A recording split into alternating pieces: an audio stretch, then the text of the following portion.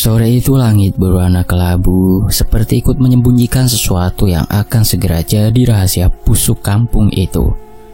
Tuti duduk termenung di ujung dipan bambu, di dalam rumah tua yang telah lama kosong.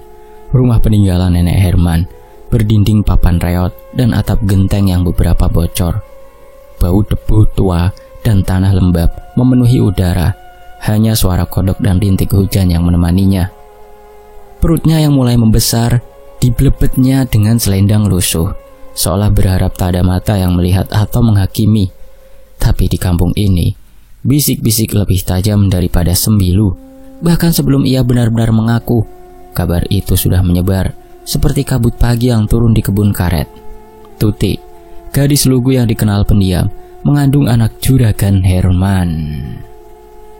Kenapa harus aku yang menanggung semua ini? Gumamnya pelan, menahan air mata yang sudah kering karena terlalu sering jatuh. Beberapa hari lalu, ayah Herman datang bersama dua orang lain. Salah satunya kepala dusun, menemui orang tua Tuti. Suasana jadi panas. Suara Pak Lurah terdengar dari balik dinding rumah panggung mereka. Kalau kalian ingin menutupi aib ini, titipkan saja anak itu di rumah kosong. Jangan sampai warga tahu. Keluarga kami masih punya nama baik di desa ini. Ibunya hanya diam, ayahnya menunduk, tak bisa membantah. Mereka hanyalah petani penggarap, sementara keluarga Herman pemilik sebagian besar kebun karet dan toko sembako di pasar. Pernikahan akan kami laksanakan setelah bayi lahir. Kalau dia tetap mau dinikahi, tentu, ujar Pak Herman dengan nada tinggi yang lebih terdengar seperti ultimatum daripada janji. Tuti tak pernah lupa pandangan mata Herman saat itu. Dingin, seperti tak pernah mengenalnya.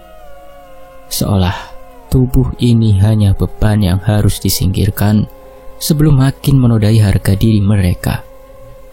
Padahal merekalah yang dulu selalu mendekatinya, memberi ini itu, bahkan memaksa cinta yang tak pernah ia minta. Kini di rumah itu ia dibiarkan sendiri. Makanan hanya dikirim 2 hari sekali oleh pembantu tua dari rumah Herman.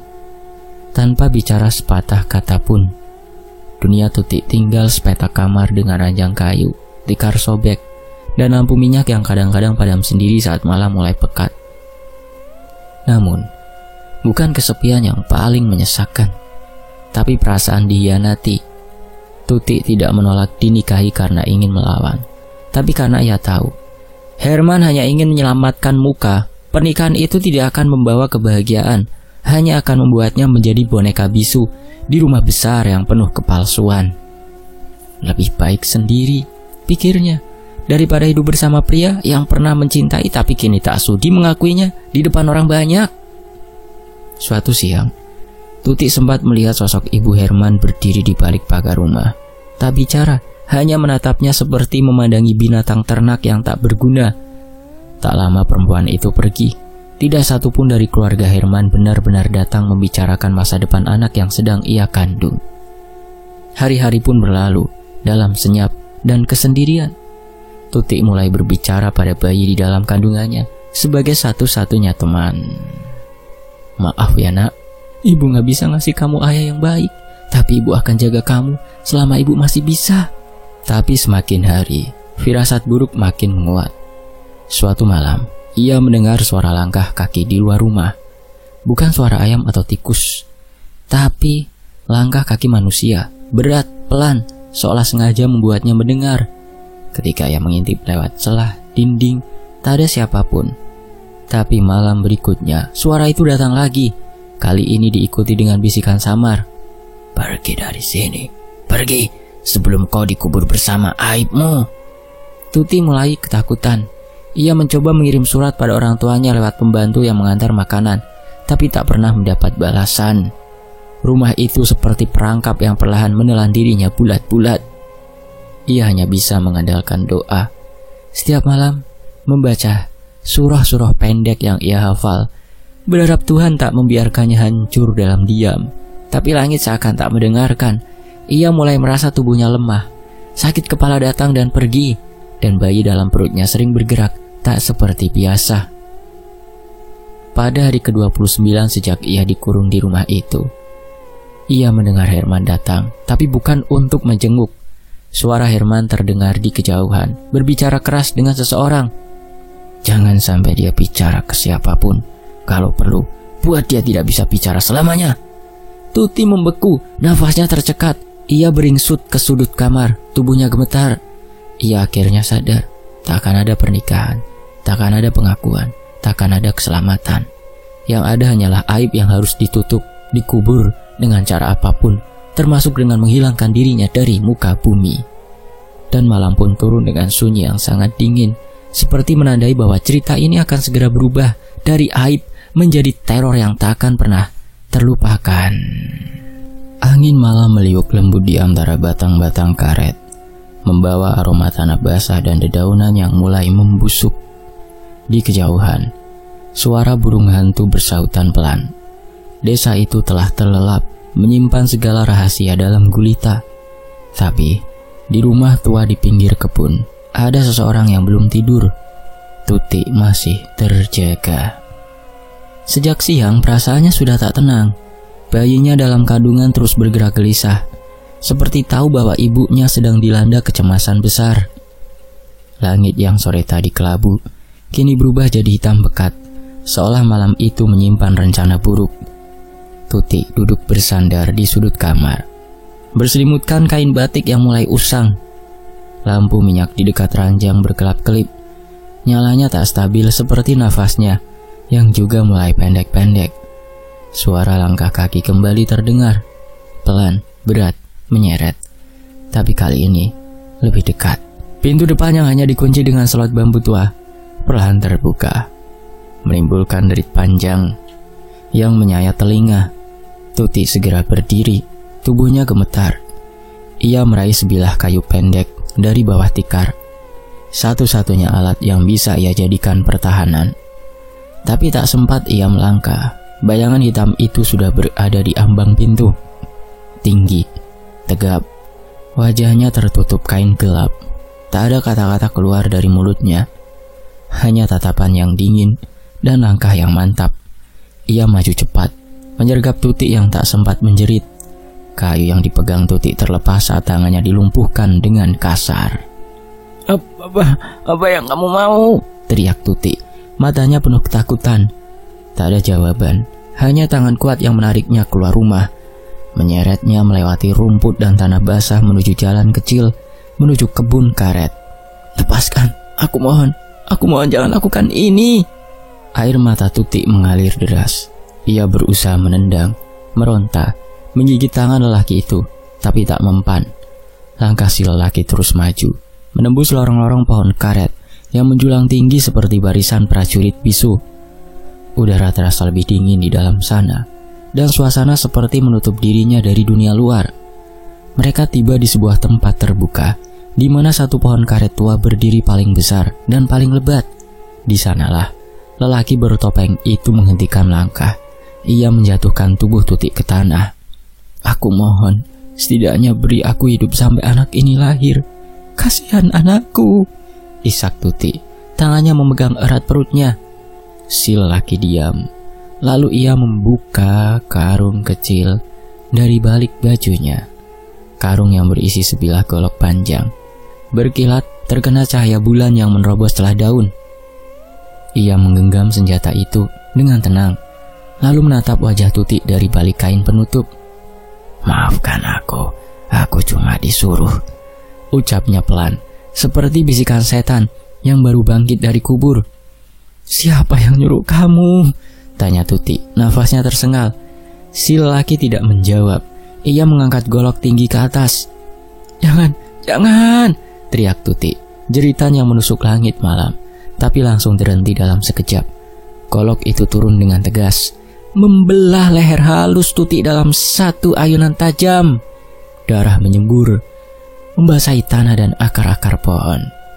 Tubuh Tuti tergolek tak bergerak, tapi wajahnya masih menyimpan bekas ketakutan, seperti arwahnya belum benar-benar pergi. Lelaki itu terdiam sejenak, nafasnya memburu, bukan karena lelah, tapi karena rasa bersalah yang berusaha ia tepis. Ia menatap kepala Tutik yang kini tergeletak terpisah. Matanya masih terbuka.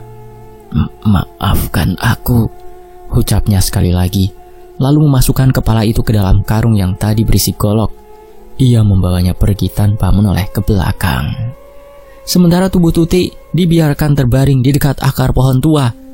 Lelaki itu menimbun jasad itu dengan tanah seadanya. Hanya cukup untuk menutup tubuh, tapi tidak cukup dalam. Daun-daun karet kering dilemparkan ke atas gundukan tanah itu. Hujan mulai turun rintik-rintik, menyamarkan bekas darah yang masih menggenang. Malam pun benar-benar menjadi saksi dari kejahatan yang sunyi. Tak ada yang tahu, tak ada yang mendengar, hanya pohon-pohon karet yang menyimpan rahasia itu dalam diam. Dan angin malam yang seolah ikut mengangkat tangisan terakhir seorang perempuan yang dibungkam karena tak ingin tunduk pada aib palsu. Di kejauhan, burung hantu masih berseru, entah memanggil arwah atau sekedar memberi tanda bahwa malam itu telah terjadi sesuatu yang tak bisa ditebus. Dan kepala itu dibawa entah kemana, hingga hari ini tak pernah ada yang tahu, tak pernah ditemukan. Udara malam di dusun Kembang Lue terasa ganjil sejak beberapa pekan terakhir. Angin membawa aroma aneh yang tak biasa, seperti campuran karet basah dan bau anyir yang menusuk ujung hidung. Tapi tak seorang pun warga berani membicarakan keganjilan itu dengan suara keras. Semuanya hanya saling pandang, saling tebak, lalu kembali menunduk, menyimpan ketakutan yang belum punya nama. Sampai pada malam ke-40, setelah Tutik terakhir terlihat, suara itu datang, memecah keheningan kebun karet yang sunyi. Tangisan bayi, lirih seperti berasal dari rahim bumi, terputus-putus tapi jelas, membuat bulu kuduk siapapun berdiri, bahkan bagi yang biasa bergumul dengan gelap. Adalah Rian, seorang pemuda desa yang menggantungkan hidup dari mengorek getah karet. Ia dikenal pendiam, tak banyak bicara, dan sering pulang larut karena suka menyadap malam hari saat embun mempercepat aliran getah. Malam itu, ia seperti biasa. Ia berjalan sendiri dengan senter dan pisau tapping. Tapi langkahnya terhenti saat mendengar suara asing di tengah-tengah lorong pohon. Tangisan bayi, jelas, pelan, tapi seperti dekat. Rian mengernyit, menajamkan telinganya. Siapa yang bawa bayi malam-malam ke kebun karet? Gumamnya pelan. Awalnya ia pikir itu hanya suara burung atau celotehan hewan liar. Tapi semakin ia diam, suara itu makin terdengar nyata. Ia melangkah pelan, menyusuri lorong sempit yang diapit batang-batang karet menjulang. Suaranya berasal dari arah barat, dari kawasan yang dikenal warga sebagai Jalur Tua, tempat di mana pohon karet pertama ditanam sejak masa kolonial. Tak ada yang kesana malam hari, bahkan di siang bolong pun. Udara di sana terasa berbeda, lebih sepi, lebih dingin. Rian ragu, tapi rasa ingin tahu lebih kuat dari rasa takutnya. Ia menyalakan senter. Cahaya kekuningan menyorot ke depan, menembus kabut tipis yang melayang pelan di antara pohon. Tangisan itu tetap terdengar, kini disertai bunyi tetesan, seperti air menitik dari daun, tapi terlalu berat, terlalu lambat. Ia tiba di sebuah tempat terbuka. Senter diarahkan ke tengah-tengah lingkaran pohon karet, dan matanya terbelalak. Di sana berdiri satu pohon karet besar yang jauh lebih tua dan lebih lebat dari yang lain. Akar-akarnya menjulur kemana-mana, menyembul dari tanah seperti urat tubuh raksasa, dan di batangnya tampak sesuatu yang tak biasa. Dari celah bekas sadapan, keluar cairan merah kental, bukan getah putih seperti biasanya, melainkan merah tua, pekat, berbau amis, seperti darah. Rian melangkah pelan, membicingkan mata. Ia sentuh cairan itu, lengket, panas, dan baunya membuat perutnya mual. Ya Allah, bisiknya pelan, mundur selangkah. Tangisan bayi tiba-tiba terdengar lagi. Kali ini lebih keras, lebih dekat, seolah berasal dari bawah tanah di kaki pohon itu. Rian panik. Ia menoleh ke sekeliling, memastikan tak ada siapapun. Tapi kebun itu tetap kosong, hanya suara angin, kodok, dan bayi. Ia berlutut, mencoba mendekatkan telinga ke tanah. Tangisan terdengar makin jelas. tapi tidak ada bayi. Tak ada jejak manusia, hanya tanah yang tampak agak gembur di bawah akar besar pohon itu, seolah baru digali lalu ditimbun kembali. Tiba-tiba senter di tangannya mati. Suasana berubah pekat, jantung Rian berdetak makin cepat. Ia buru-buru menyalakan kembali, tapi tak berhasil. Suara tangisan bayi kini berubah jadi jeritan kecil yang memecah kepala. Rian menjerit kecil, mundur terbirit-birit, dan menjatuhkan pisaunya. Saat ia mencoba lari, kakinya tersangkut akar dan ia terjungkal ke tanah. Dalam posisi terjatuh, ia menoleh sekilas ke arah pohon, dan di sana, untuk sepersekian detik, ia melihat sosok bayangan samar. Tubuh perempuan berdiri membelakangi, mengenakan kain panjang yang menjuntai tanpa kepala. "Duh Gusti," serunya, berlari sekuat tenaga tanpa menoleh lagi. Sesampainya di rumah, Rian gemetar. Ibunya terbangun, kaget melihat anaknya menangis sambil bersimpuh. Tubuhnya basah oleh keringat dingin. "Ada apa, Yan?" tanya sang ibu panik. Rian hanya bisa menjawab satu kalimat dengan suara tercekat. Ada bayi nangis dari dalam tanah, Bu." Malam itu dusun kembali sunyi. Tapi kabar tentang pohon tua yang mengeluarkan darah pelan-pelan menyebar. Beberapa warga yang penasaran mencoba mendatangi tempat itu. Keesokan harinya, tapi tak satu pun yang berani mendekat ke pohon besar. Semuanya merasakan hal yang sama, sesuatu yang mengawasi dari balik rimbunnya dedaunan, dan aroma darah anyir yang masih tercium meski tanah tampak kering. Tangisan itu masih terdengar setiap malam Jumat Kliwon, selalu dari arah pohon karet tua yang menjulang diam, menyimpan rahasia tubuh yang dikubur tanpa kepala. Musim panen karet belum tiba, tapi warga dusun Kembang Lueh justru sibuk membicarakan hal-hal lain, hal yang tidak bisa dilihat dengan mata biasa, tapi terasa menyesakan sejak matahari tenggelam. Ketenangan desa yang dulu lekat dengan semilir angin dan suara gamelan dari radio tua, kini berubah menjadi bisik-bisik penuh ketakutan. Semua bermula dari penampakan aneh yang dialami Pak Saleh, petugas ronda yang baru saja sembuh dari sakit lambung. Malam itu, seperti biasa, ia duduk di gardu sambil menyeruput kopi hitam dari termos kecil. Bulan separuh dan suara jangkrik bersaut-sautan dari arah kebun. Ia menoleh karena mendengar langkah kaki pelan, berat, seolah menyeret diri. Saat menyorotkan senter ke arah suara, ia melihat seorang perempuan berkebaya coklat lusuh berdiri di ujung jalan. Tapi yang membuat darahnya berhenti mengalir adalah perempuan itu tidak punya kepala. Pak Saleh menggigil. Tangannya gemetar hebat hingga termosnya jatuh dan tumpah. Ia tak sanggup berteriak, hanya bisa menunduk dan mengucap ayat-ayat pendek sambil memejamkan mata. Keesokan harinya, tubuhnya ditemukan di gardu dalam keadaan linglung. Mulutnya komat kami tak jelas. Ia hanya menunjuk ke arah kebun dan berulang-ulang berkata, "Dia berdiri di situ. Dia mau cari anaknya." Cerita Pak Saleh menyebar cepat. Tapi belum habis ketakutan itu mereda, warga dikejutkan lagi dengan kematian mendadak Mak Jirah, janda tua yang dulu dikenal sebagai orang yang membantu keluarga Herman menutupi kabar kehamilan Tuti. Ia ditemukan tewas di dapur rumahnya, dengan leher terpelintir ke arah yang mustahil dilakukan manusia biasa. Matanya melotot, seperti melihat sesuatu yang begitu mengerikan sebelum ajalnya tiba. Anehnya, tidak ada tanda-tanda pencurian atau kekerasan lainnya. Malam harinya, sekelompok anak-anak yang pulang dari mengaji di surau melihat sosok perempuan berdiri diam di depan masjid, berkebaya coklat. Jariknya kotor, rambutnya panjang menjuntai sampai pinggang. Tapi kepala itu tak ada, hanya leher gelap menghitam seperti arang gosong. Anak-anak itu menjerit, lari tunggang langgang, meninggalkan sandal dan sarung mereka. Berita itu menebar teror yang tak terbendung. Para orang tua melarang anak-anak keluar setelah maghrib. Rumah-rumah kembali memasang sesajen kecil di depan pintu. Bau kemenyan mulai akrab lagi, seperti masa-masa dulu saat desa ini masih percaya penuh pada hal-hal yang tak tampak, animisme. Sementara itu, Herman, anak juragan yang kini lebih sering berdiam diri di rumah besar di ujung dusun, menjadi sasaran bisik-bisik warga. Wajahnya makin tirus, matanya cekung dan sembab. Ia jarang bicara, bahkan pada ibunya sendiri.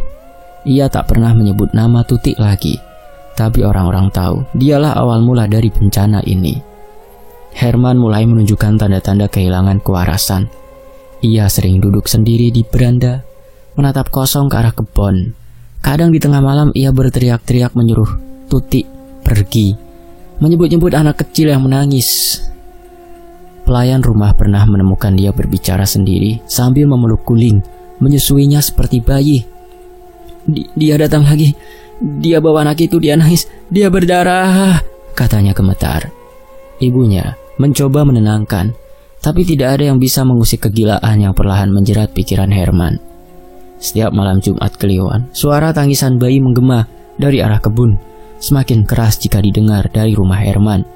Kadang-kadang, pelayan rumah bahkan melihat bayangan perempuan berjalan di lorong rumah, mengenakan kebaya yang sama seperti yang terakhir dikenakan Tuti. Warga mulai mengaitkan semua kejadian ini dengan kematian Tuti yang ganjil. Beberapa orang yang tahu lebih banyak mulai membuka suara diam-diam. Mereka bicara tentang malam ketika Tuti dikurung lalu menghilang, tentang tanah gembur di bawah pohon karet tua, dan tentang kepala yang tak pernah ditemukan. Mungkin dia masih mencari kepalanya sampai ditemukan. Arwahnya tak akan tenang, bisik Mbah Truno, dukun sepuh yang dulu dikenal bijak. Bahkan pencari getah paling tangguh pun memilih memutar jauh dari sana, meski harus kehilangan belasan batang pohon yang bisa disadap. Mereka tahu di bawah pohon tua itu ada sesuatu yang belum selesai. Dan malam-malam pun makin berat. Di langit, bulan seperti memudar. Sementara dari kejauhan, suara tangisan bayi terus terdengar. Kadang lirih, kadang seperti menjerit minta tolong. Arwah seorang perempuan yang dipenggal karena menolak tunduk pada aib palsu kini kembali menuntut keadilan dengan cara yang hanya dimengerti oleh mereka yang percaya bahwa tanah tak pernah benar-benar diam dan kematian tak selalu jadi akhir. Sudah hampir 4 bulan sejak suara bayi terdengar dari tengah kebun, dan sejak perempuan tanpa kepala mulai menghantui malam-malam dusun Kembang Luwe, warga mulai kehilangan akal. Setiap malam Jumat, bau amis darah menyeruak dari arah kebun tua, disusul isak tangis yang menggema di antara batang karet.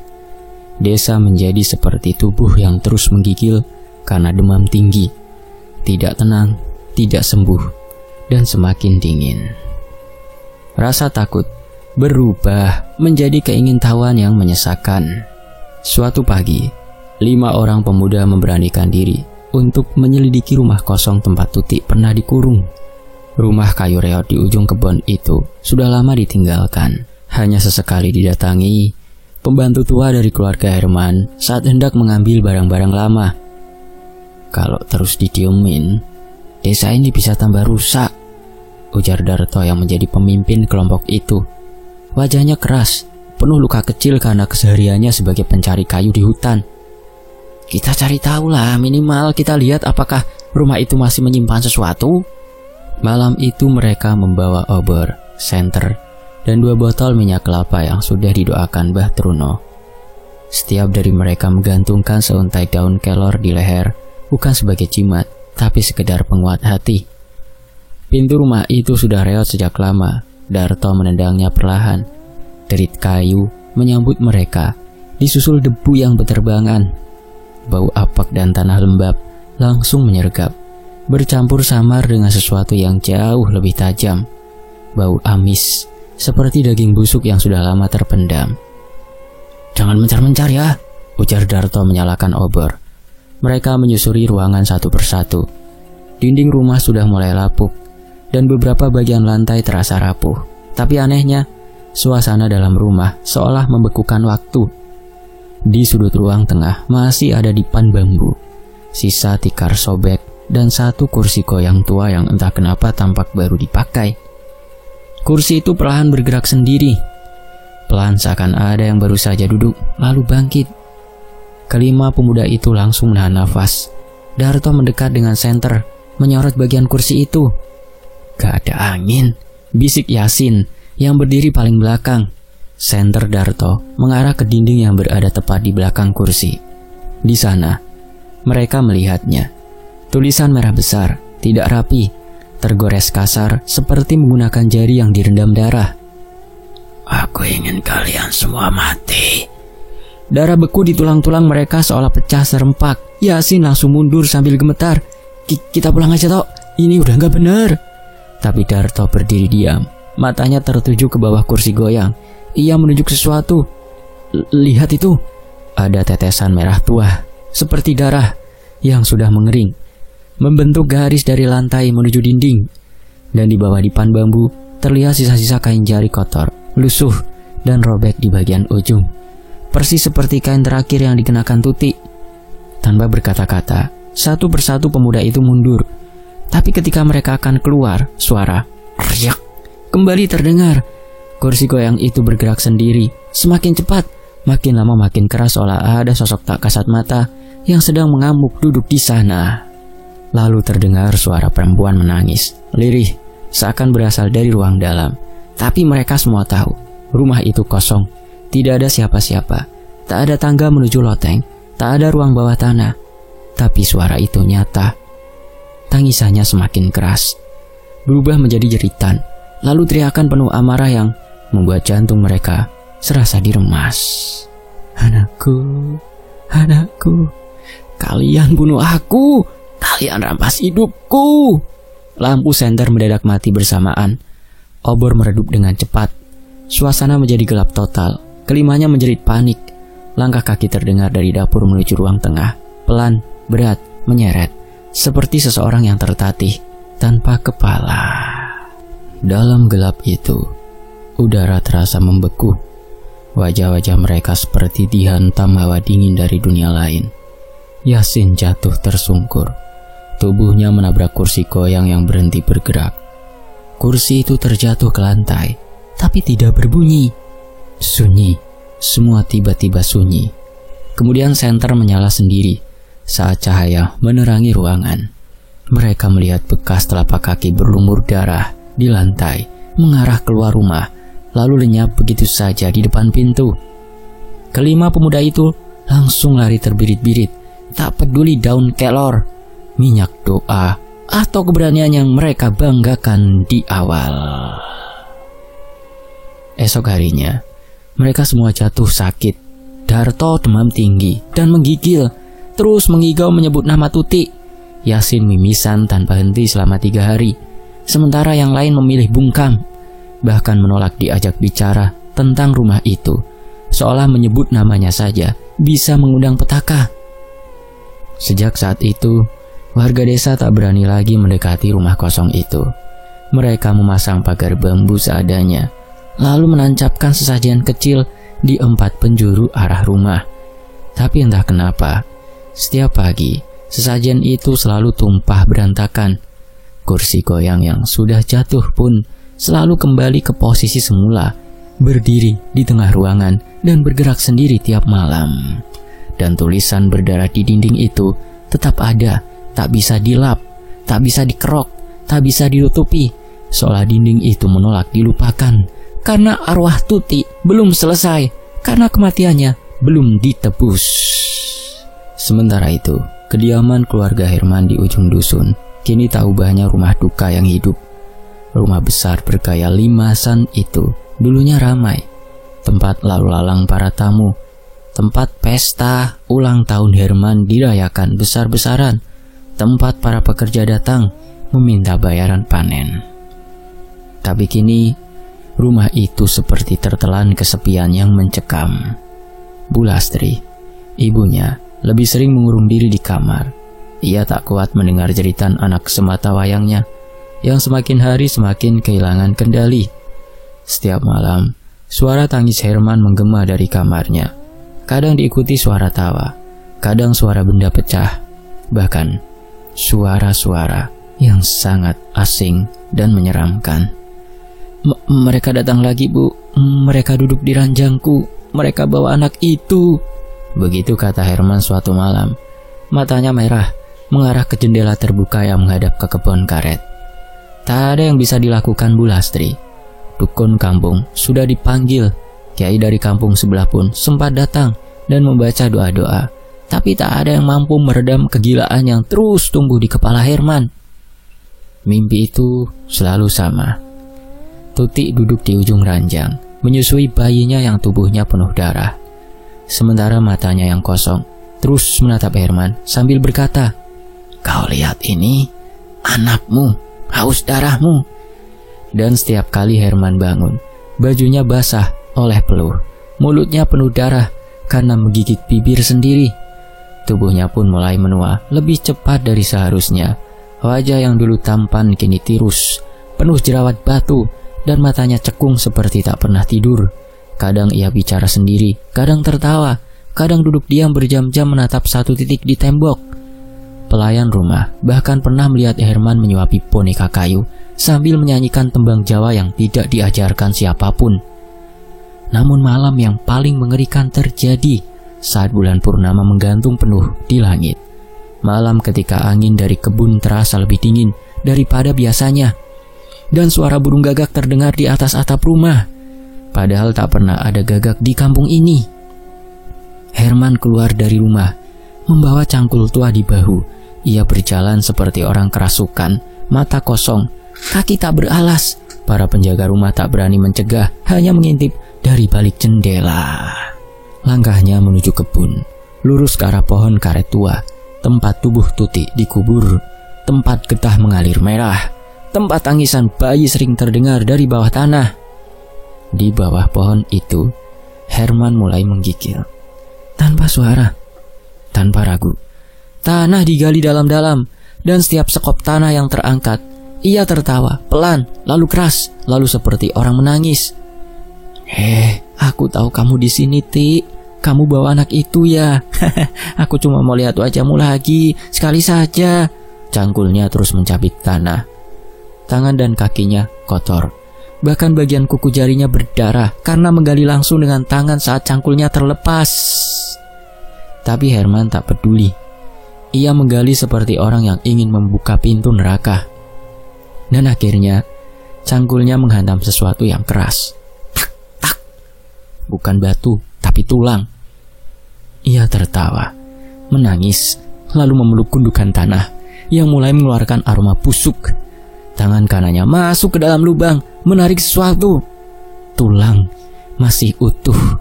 Sebagian terbungkus sisa-sisa kain jarik lusuh yang telah menjadi serpihan. Dengan gemetar, Herman mencengkram bagian yang tampaknya adalah tulang rusuk. Ia mengangkatnya tinggi-tinggi, menatap langit malam sambil berseru, ini dia anakku, ini anak kita Tuti, aku temukan. Tiba-tiba angin bertiup kencang dari segala arah. Suara daun bergesek seperti ratusan orang berbisik. Dan dalam pusaran angin itu terdengar suara perempuan lirih menusuk ke hati. Terima kasih, kau sudah menggali liangmu sendiri, jerit Herman menggelegar. Dan tiba-tiba tubuhnya terpental ke belakang. Ia menabrak akar pohon. Matanya terbuka lebar dan tak pernah tertutup lagi. Pagi harinya, warga menemukan tubuh Herman tergeletak di bawah pohon tua. Matanya kosong menatap langit. Mulutnya sedikit tersenyum seperti baru mendengar lelucon aneh. Tangannya mencengkram erat sepotong tulang rusuk manusia. Tidak ada tanda kekerasan, tidak ada luka, tapi tubuhnya dingin seperti mayat yang sudah lama membeku. Bulastri menangis tak bersuara. Ia hanya menatap tubuh anaknya yang terbujur di atas kasur tikar daun pisang. Tak satu pun dari warga berani menyentuh cangkul atau tulang yang dibawa Herman malam itu. Semuanya dikubur kembali di bawah pohon tua bersama doa-doa yang dibacakan dengan tergesa. Dan sejak saat itu, tak ada satupun dari keluarga Herman yang tinggal di rumah besar itu. Pintu-pintu ditutup, tirai diturunkan, rumah itu dikunci rapat, seperti menyimpan teriakan seseorang yang terlalu lambat menyesal. Namun di malam-malam tertentu, warga yang lewat kebun karet bersumpah masih mendengar suara tertawa pelan, diiringi suara bayi menangis dari arah pohon tua yang tidak pernah tumbang meski akar-akarnya sudah menggoyahkan tanah. Sejak kematian tragis Herman di bawah pohon karet tua, suasana desa tak pernah benar-benar kembali seperti sedia kala. Memang, suara-suara jerit Tuti di malam hari sudah tak terdengar. Perempuan tanpa kepala tak lagi menampakkan diri di antara batang-batang karet, dan tak ada lagi warga yang mati dengan cara ganjil. Tapi tidak berarti semuanya telah selesai, karena pohon tua itu, pohon tempat tubuh Tuti dikubur tanpa kepala, menolak untuk dilupakan. Beberapa bulan setelah kejadian, kepala desa memutuskan untuk menebang pohon tersebut. Akar pohon ini sudah mulai merusak aliran irigasi, kata Pak Lurah. Ia bahkan mendatangkan tukang tebang dari luar desa. Orang-orang kota yang katanya lebih berani dan sudah terbiasa menumbangkan pohon besar di tengah hutan belantara. 3 orang datang membawa gergaji mesin besar, helm pengaman, dan semangat seperti hendak menantang hantu. Tapi baru 5 menit mesin dinyalakan, gergaji itu meledak seperti terbakar dari dalam. Salah satu tukang pingsan, 2 lainnya muntah darah. Esok harinya mereka pergi tanpa pamit. Beberapa minggu setelah itu, giliran Pak Lurah yang mencoba mengerahkan warga untuk menumbangkan pohon itu secara gotong royong. Namun setiap kali ada yang mendekat, tubuh mereka gemetar, tangan kaku, dan jantung berdegup tak karuan. Salah seorang warga, Pak Ijo, langsung kejang-kejang begitu menyentuh batang pohon itu. Sejak saat itu, warga mulai percaya bahwa pohon tersebut bukan pohon biasa. Tak ada yang berani menyebut nama Tuti keras-keras, apalagi mendekati pohon itu setelah matahari terbenam. Beberapa anak-anak yang mengaku melihat perempuan duduk di akar pohon ketika lewat, mendengarkan, menyanyikan tembang Jawa sambil memangku sesuatu dengan kepala yang buntung, entah boneka entah bayi. Suara tangisan juga sering terdengar, pelan, panjang, dan seperti datang dari bawah tanah. Suara itu muncul di malam-malam tertentu, terutama malam Jumat Kliwon. Tak satu pun dari warga berani menoleh ke arah suara itu, karena mereka tahu itu bukan tangisan biasa. Itu tangisan dari perempuan yang kehilangan kepalanya. Suatu hari, pria bernama Pak Tarjo, laki-laki sepuh yang konon bisa melihat hal-hal yang tak kasat mata. Saat itu ketika lewat, ia berdiri lama di depan pohon itu, lalu berkata kepada warga, "Tubuhnya dikubur di sini." "Iya ya, dikubur, tapi kepalanya masih terpisah. Dan selama belum ditemukan, ia akan tetap menjaga tempat ini." "Lah, kenapa kok menjaga, Pak? Bukankah dendamnya sudah tuntas?" tanya salah seorang warga. Pak Tarjo menatap pohon itu dengan mata nanar.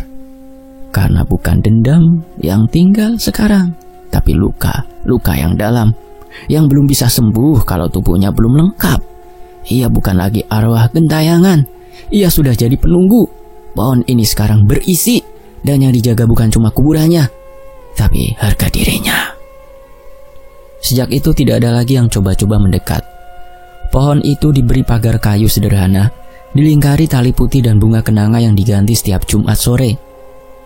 Seorang paranormal tua dari desa sebelah menyarankan agar warga tetap membacakan doa setiap bulan purnama, supaya tidak ada yang bangkit atau mengganggu yang masih hidup. Namun kisah Tuti tetap hidup, diceritakan turun-temurun. Anak-anak dilarang keluar malam, terutama mendekati kebun karet. Nama Tuti disebut dengan lirih, seolah jika diucap terlalu keras, kepalanya akan tiba-tiba muncul di pangkuan orang yang menyebutnya. Rumah tua tempat ia dulu dikurung sudah runtuh dimakan usia, tapi kursi goyangnya masih ada, berdiri sendiri di antara runtuhan.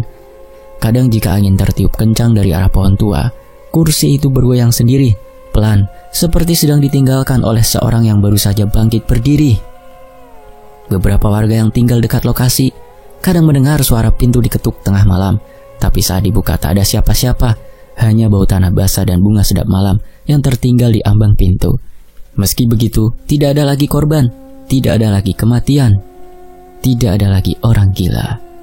Karena keadilan telah ditegakkan, bukan di pengadilan hukum negeri, bukan pula di meja aparat, tapi oleh tangan dingin semesta, dan oleh ruh seorang perempuan yang tak ingin mati dalam diam. Ia dihina, dibuang, dipenggal, tapi pada akhirnya ia dipulihkan bukan sebagai hantu, melainkan sebagai penunggu yang dihormati.